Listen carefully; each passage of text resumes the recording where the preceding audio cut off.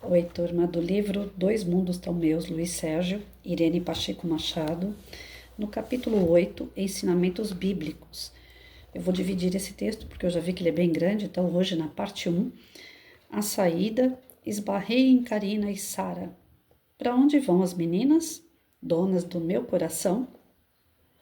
Para o bosque dos namorados. Há muito não lhe digo que o amo, respondeu Karina. E eu, onde fico? Perguntou Sara. Meu coração é de mãe, cabe todas as mulheres do mundo. E você, Luiz, aonde vai? Perguntou Sara. Estou de folga, mas pretendo ir até o plano físico prestar ajuda ao departamento do desencarne. Ultimamente só vou à crosta com uma das equipes de socorro aos desencarnados. É mesmo, Luiz, você vive correndo muito, não sente falta do descanso? Indagou Karina. Não, sinto-me feliz em ajudar o recém-desencarnado, acompanhá-lo na sua recuperação e depois auxiliá-lo a viver no plano espiritual. E ainda aproveito as aulas da Universidade de Maria. Sara, sorrindo, perguntou-me: E como encontra tempo para desenvolver tantos médiums por esse Brasil?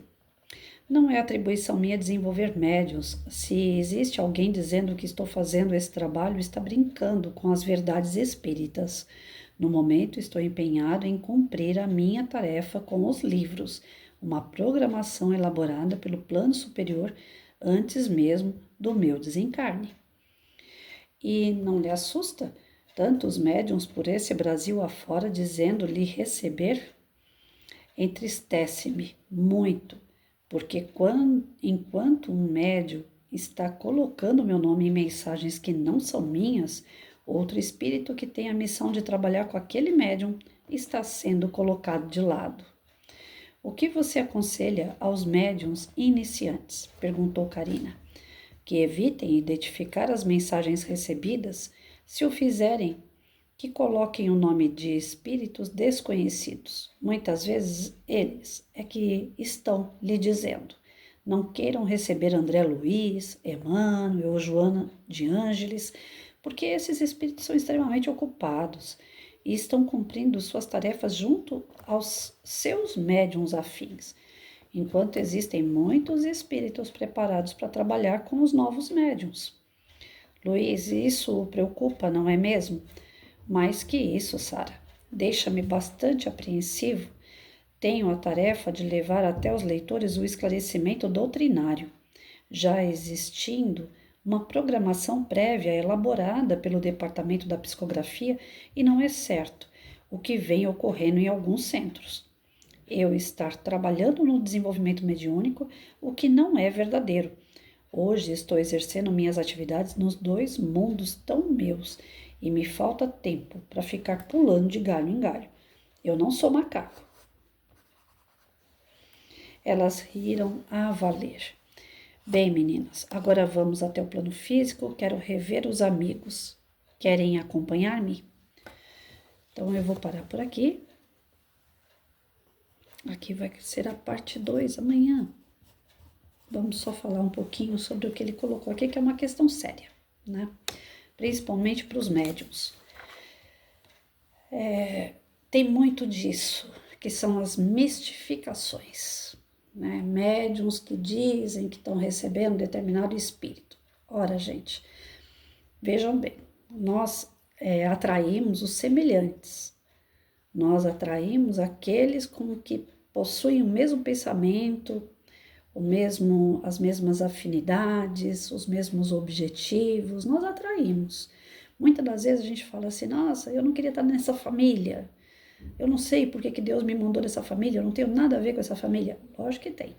Ali tem afinidades, tem situações a serem resolvidas juntos. Então ninguém erra de endereço. Isso serve para os encarnados, os desencarnados, entre desencarnados com encarnados e encarnados com desencarnados. Então ninguém está na vida do outro à toa. Agora, é muito fácil, né, a gente pegar uma lição que já está feita e copiar. Isso é fácil. Então eu poderia falar assim, olha, Patrícia está desenvolvendo mediunidade. Patrícia vai fazer psicografia aqui da Joana de Ângeles. Olha que lindo. Já tá tudo pronto. É só eu ir na obra do Divaldo, ler um pouquinho Joana de Ângeles, ir para um centro espírita e fazer uma psicografia mais ou menos semelhante àquilo que eu li da Joana e falar: Joana de Ângeles mandou. Não tá fácil? Fácil. Tá certo? Não, não tá certo. Eu tô mistificando. Eu já trabalhei com psicografia, desenvolvi ela dentro de um grupo sério. Quando eu entrei no espiritismo, eu tinha aquela sensação de que atrás de mim, sempre atrás de mim, tinha uma sombra. Algo assim que me arrepiava a coluna, sabe? Aquela coisa assim, tô com medo, mas não sei bem dizer o quê. Aquela sensação de que tinha alguém perto de mim, mas eu olhava para o lado e não via ninguém. À noite, às vezes, eu olhava para o lado da janela, onde tinha a cortina, e aí naqueles gominhos que faz, né? Naquelas ondas que faz da cortina, quando você junta ela, não fica toda enrugadinha. Naquelas rugas da cortina, às vezes eu via uma sombra sair das rugas assim. Eu falava, será que aquilo ali é uma sombra da ruga da cortina ou será que tem alguma coisa ali, né? Aquilo me dava medo, não me dava prazer, não me dava tranquilidade, me dava medo. Tinha um corredor da casa dos meus pais, quando eu era pequenininha, que, nossa senhora, eu chamava aquilo de corredor da morte, porque toda vez que eu tinha que atravessar aquele corredor, e olha que minha casa hoje aqui, ela tem corredor, já morei em outras casas com corredor, e isso não vinha, não tive mais essa sensação. Mas na casa dos meus pais, toda vez que eu passava naquele corredor, eu tinha em torno de 6 até meus 10, 12 anos, mais ou menos. Toda vez que eu passava naquele corredor, eu sentia, sabe, aquele calafrio nas costas, dava aquele negócio no peito, assim, acelerava o coração. E era um corredor que tinha lâmpada, mas a minha mãe, por contenção de gasto, que ela sempre foi assim, era mais para enfeite as lâmpadas, não podia ficar acendendo aquela lâmpada, né? Então eu passava pelo corredor, assim, eu passava com muito receio, com muito medo. Eu tive o meu tio, o Jorge, pai do irmão do meu pai, o Jorge, ele sabia que eu tinha medo, ele era tão sacana comigo que ele, lá na sala, ele falava assim, Patrícia, vai buscar um cafezinho pro tio? Eu tinha que passar pelo corredor da morte para buscar esse café. E toda vez que eu passava pelo corredor, ele ficava lá na sala, sabe, fazendo graça com um barulho. Aí eu saía disparada para a cozinha, pegava aquele café e voltava correndo, levando café trêmula. Então, meu tio achava graça me colocar medo, né? O homem do saco, eu acho que é isso que tinha na nossa época lá de criança. Ele falava que existia esse homem do saco. Bom, enfim, eu cresci com um certo medo de coisas que me colocavam, né? A própria família achava engraçado isso e me aumentava aquele medo. E muitas das vezes eu dormia de cabeça coberta, né? Mas dentro da coberta ainda assim eu tinha medo. Então eu cresci com receio de coisas que eu não sabia do que era. E aí quando eu fui para a doutrina, e eu estudei o Livro dos Espíritos, depois eu passei a frequentar o centro, eu virei ratinha de centro, né? Tudo que tinha para fazer numa casa espírita eu aprendi a fazer, separar roupa, ajudar nas famílias, os encontros com famílias carentes, ir a lugares para poder fazer, treinar a caridade, né? Enfim, aí eu fui pro lado do grupo mediúnico, mas fui sem querer, assim, natural, não foi uma coisa que eu fui buscar.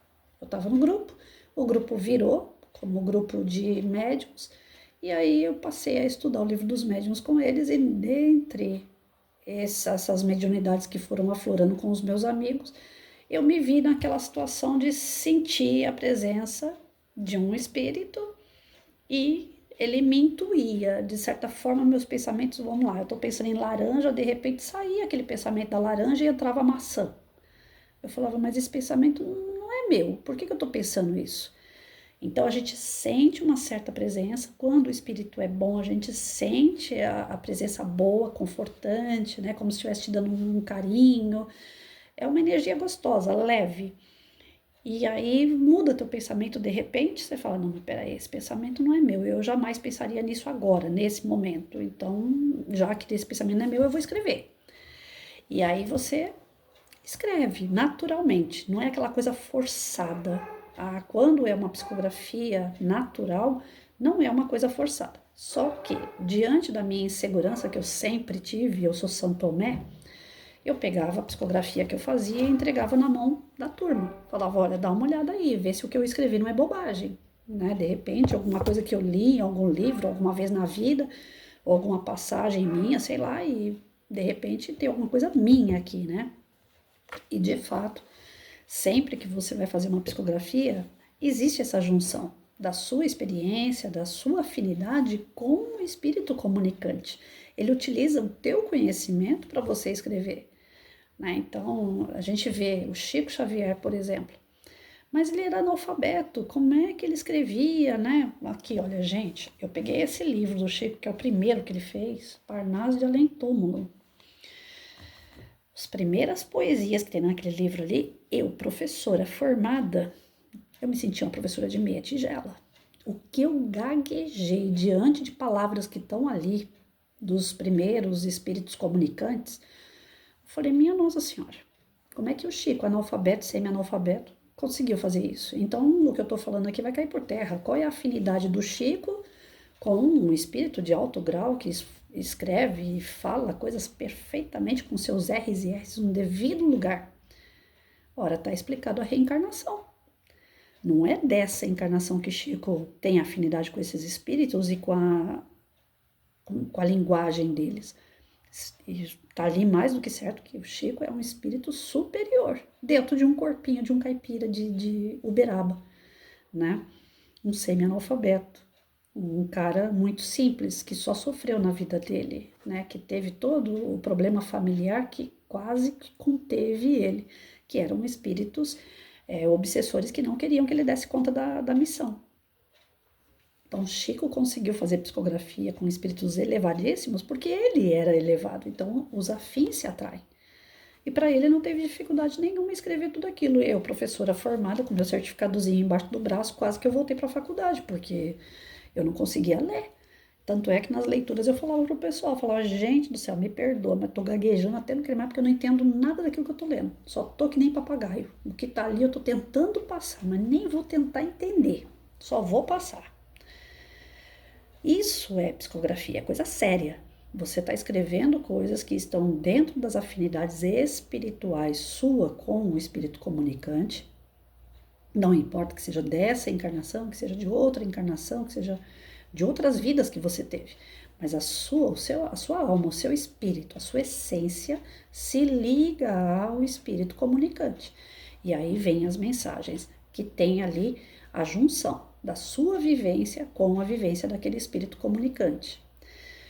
Eu tive amigos dentro da roda de psicografia que recebiam mensagens, e muitas das vezes não era nem psicografia, era psicofonia, mensagens pesadíssimas, mensagens assim duras, de espíritos muito, desculpa, enraivosos, que queriam justiça, que queriam pegar o outro pelo pescoço, né? E aí você via que aquele médium que recebia aquele tipo de comunicação, ele vinha da onde? De atividades de umbanda, de candomblé, aonde também se lidava com espíritos pesados. Então, ele era um espírito guardião, mas que estava acostumado com os trevosos. Então, ele encarnado ali era um tiozinho. Você olhava para ele assim, você não dava nada para ele. Mas o espírito dele era de guardião. E o guardião geralmente está ligado ao quê? Aos planos mais inferiores. É ele que fica ali entre a linha, né, do bem e do mal. Então, nós temos a comunicação séria quando o médium é sério.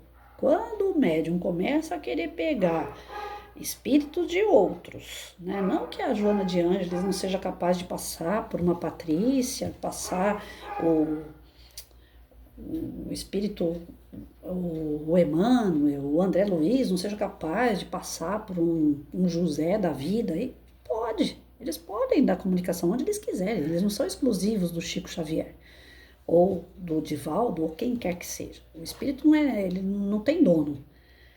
Porém, existe um combinado no plano espiritual. Quem vai estar com quem e por que vai estar. Então não faz sentido, né? Tantos espíritos que podem dar comunicação, tantos espíritos bons, superiores, e aí o carinha vai lá e fica recebendo só aqueles que são mais conhecidos. É que nem uma mistificação assim que ocorre direto. Você está numa roda de médiums e aparece lá Francisco de Assis, a equipe da Clara, a Jesus, a equipe de Maria, eu, São Tomé, eu trabalho com a equipe de Francisco de Assis, mas eu sou São Tomé. Então, muitas das vezes, as pessoas que viam, os médiums que conseguem ver, né? Eles falavam assim, Patrícia, quem estava aí do teu lado passando a comunicação era uma equipe franciscana. Eu falo, então, eu amo Francisco de Assis, a história dele. Na minha casa eu sei que o espírita não tem que ter, como que fala? Quadros, imagens, mas na minha casa o que não falta é a imagem de Francisco de Assis. E não é porque eu fico lá idolatrando a imagem, porque eu gosto. Eu me sinto bem de olhar. Um é quadro que é feito pintura, o outro é de metal, o outro é de barro, sabe? Eu decorei a minha casa. Minha casa é meia rústica, né? Então eu, quando vejo assim, coisas feitas em cerâmica, em barro, eu gosto. E aí tem bastante Francisco de Assis assim, né? Em barro, em cerâmica. Então na minha casa tem essas coisas. E cada vez que eu passo por uma imagem dessa, é um quadro, é um adorno, não é aquela coisa assim, ai, obrigado, Francisco de Assis, aquela imagem, aquele beijinho no pé de Francisco de Assis, não. Mas como eu tenho esse bem-querer, essa afinidade com a corrente franciscana, e eu tenho um pezinho na Idade Média também, porque eu viro e mexo quando eu assisto esses filmes assim, da época da Inquisição, Castelos, né, os Guardiões, nossa Senhora, parece que eu tô lá na história, parece que eu tô vivendo aquilo ali. Então eu sei que eu devo ter vivido na época da Idade Média, nem que seja como uma camponesa ou sei lá, um soldado, nem que eu tenha que ser uma mula, brincadeira que a gente não foi bicho, mas que eu vivi na época da Idade Média, isso é fato, porque eu tenho um pezinho lá. E aí junta esse bem-querer que eu tenho a Francisco de Assis. Então, quer dizer, eu tenho uma afinidade com esse tipo de energia, ao qual, quando eu vou fazer um trabalho de psicografia, eu sinto essa presença. Não que eu seja um espírito evoluído, que, ai, nossa, que maravilha que ela tá com o Francisco de Assis. Não, eu não tô com o Francisco de Assis assim, não. Da forma que as pessoas possam compreender, não. É de uma forma que eu não consigo explicar. Eu tenho uma energia com essas equipes, eu tenho uma energia com aquela era medieval, mas eu não sei bem a história que eu vivi lá atrás, não foi me desvendado e nem quero, porque provavelmente seja algo que, se passar por mim, não vai me fazer bem. Então eu só sei que eu tenho um pezinho lá. E eu tenho um pezinho com essa equipe de Francisco de Assis. Então, quando eu vou fazer uma psicografia, jamais eu vou escrever lá equipe Francisco de Assis, porque eu não sei quem foi. Mas os amigos com quem eu já trabalhei falou, tem com você aí uma equipe franciscana. Já aconteceu de vir também uma equipe de freira. Eu sou mais moleca, eu sou mais, né, voltada assim para o lado mais grosso. Então, quando fala que tem irmãs comigo, eu até duvido, porque mulher não se afiniza muito comigo. Pelo menos eu não acredito nisso. Mas homem que é mais brincalhão, que é mais leve nesse sentido, né, de levar as coisas mais no meio da piada, eu acredito que seja mais fácil ter uma equipe masculina comigo do que feminina. Mas também não estou aqui para questionar se é ou se não é. Eu aceito o que vier, que seja bom para mim ou para que eu possa passar para alguém alguma mensagem, eu aceito.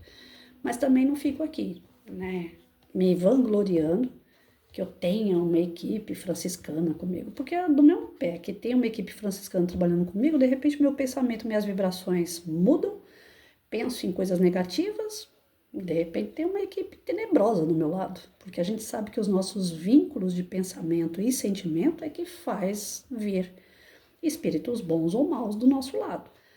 Então, para um médium ser um médium sério, ele tem que ter disciplina, ele tem que estar vigilante, ele tem que ser um cara caridoso para ele se ligar às coisas boas.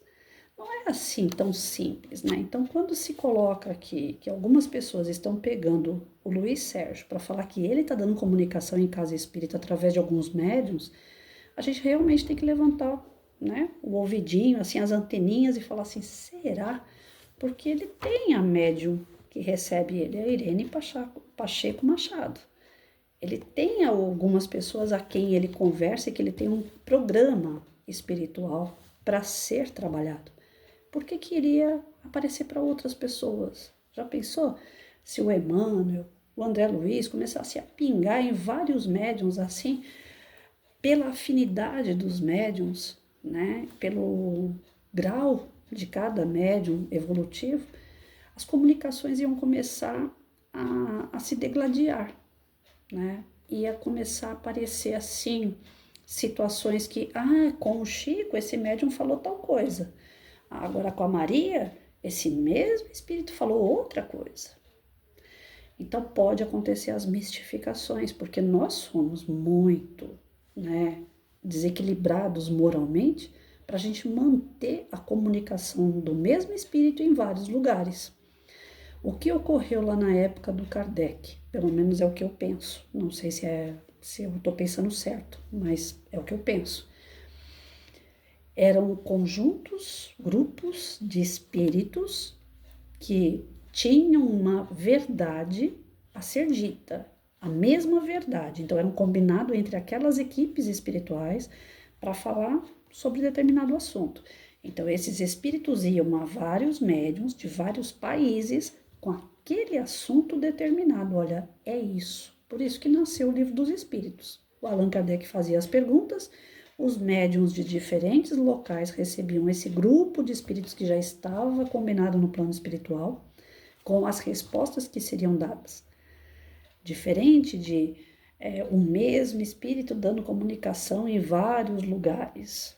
Ele pode, a energia dele ir em vários lugares ao mesmo tempo? Pode. Jesus faz isso o tempo todo. A energia dele está em volta do planeta inteiro. Ele é governador do planeta Terra.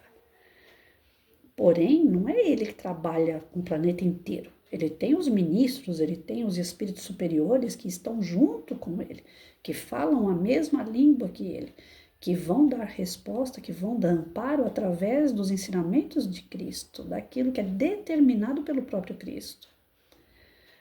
Então, nós não temos isso assim, essa liberdade, vamos dizer assim, do mesmo espírito estar em vários lugares, com vários médiuns de diferentes graus de evolutivo, né?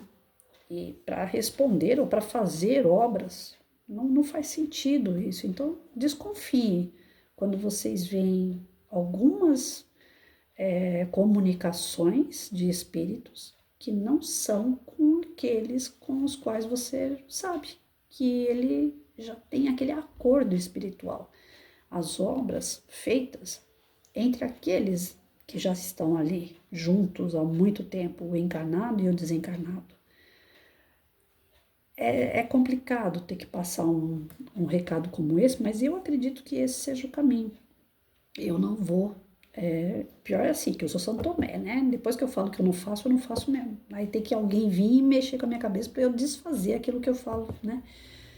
Se alguém chegar e falar assim, hoje não tem mais o Chico Xavier aqui para receber o Emmanuel, mas se alguém falar assim, olha, Chico Xavier não está mais na área, quem vai começar a receber o Emmanuel hoje sou eu.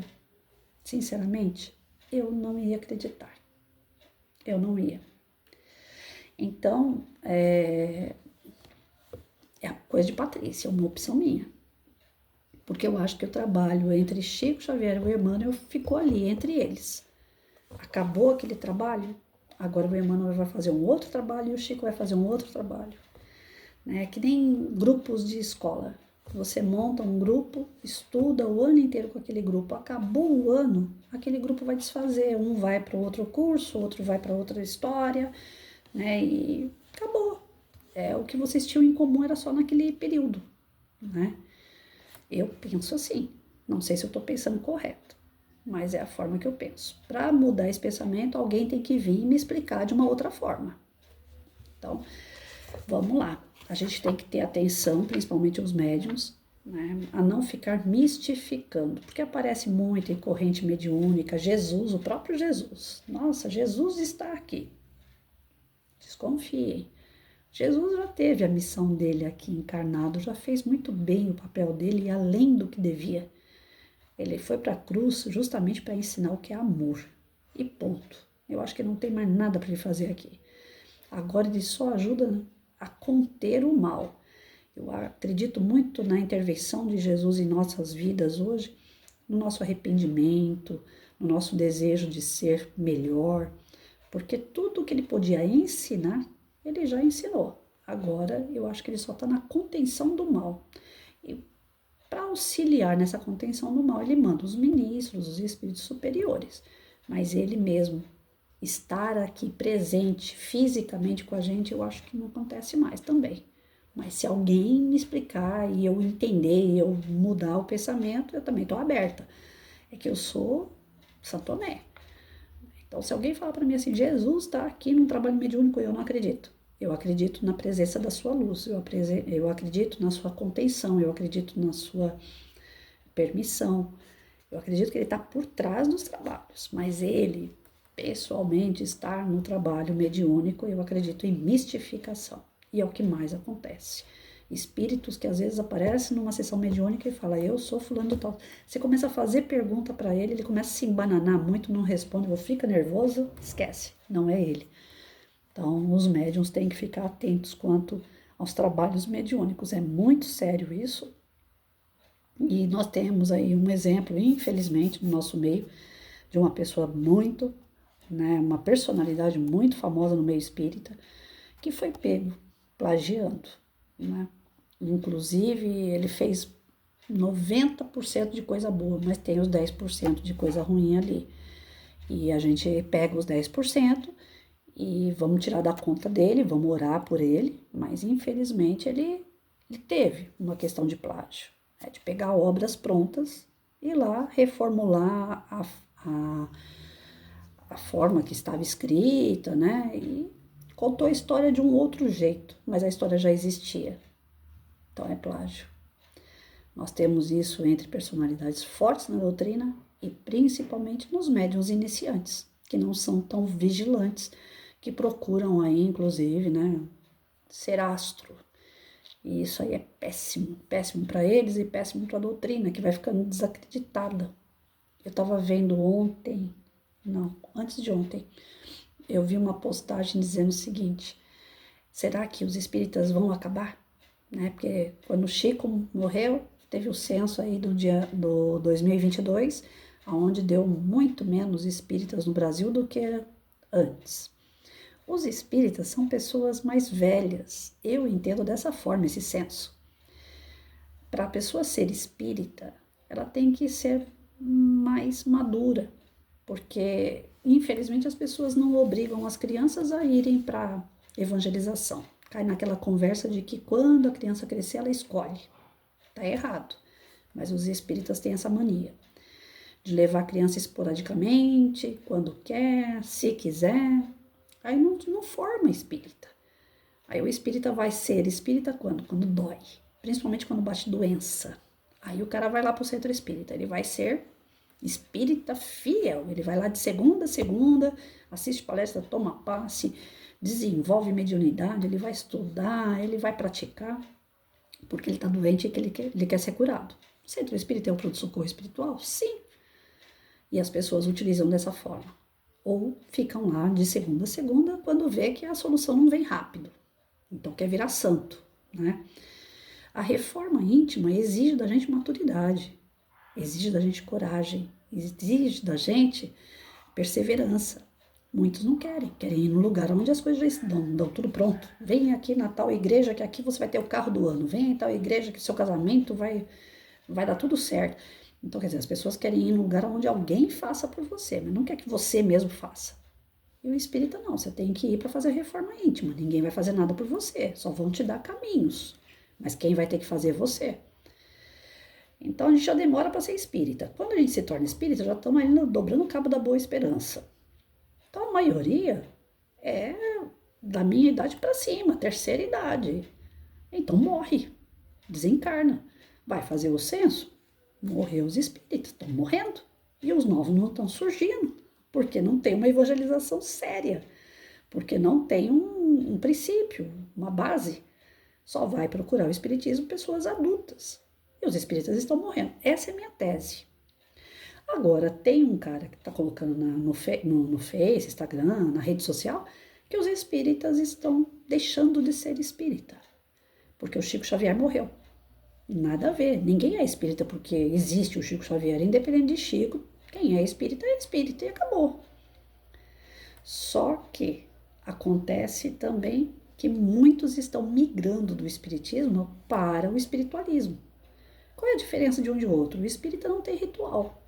O espiritualista tem ritual. O espírita está voltado muito para palestra e passe. E o espiritualista para prática mediúnica. Então nós estamos tendo um problema muito sério em relação a isso. Os espíritas não querem ser espírita porque não tem prática mediúnica. As casas não querem desenvolver a mediunidade, porque dá trabalho, dá mistificação, dá problema com a justiça se for feito, né, para enganar o povo. Então as casas espíritas estão se voltando muito para palestra e passe. Só.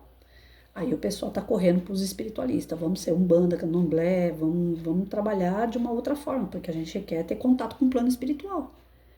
E aí vai sem estudo, sem base, das mistificações. Aí começa, espírito que dava comunicação em outro lugar começa a aparecer em outro lugar também.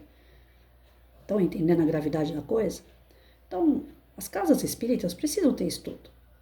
Você não precisa ter uma formação de 10 anos para formar um médium, mas precisa ter uma base, uma disciplina. Caso contrário, vai haver as mistificações. E se não houver essa parte da interação com o plano espiritual, o espiritismo vai cair por terra. Porque ele só existe devido ao trabalho com os espíritos. É a única religião, que é religião, filosofia e ciência, que trabalha com os espíritos, com uma base sólida de estudo. Então, tá ficando uma coisa assim meio que solta. E vai chegar a hora de vir e alguém puxar tudo isso daí. E nós vamos sentir na pele aqueles que tiveram a responsabilidade de trabalhar e não trabalharam. Não fizeram a sua liçãozinha de casa. Ou se fizeram, fizeram tudo errado. Então, vamos lá. Atenção.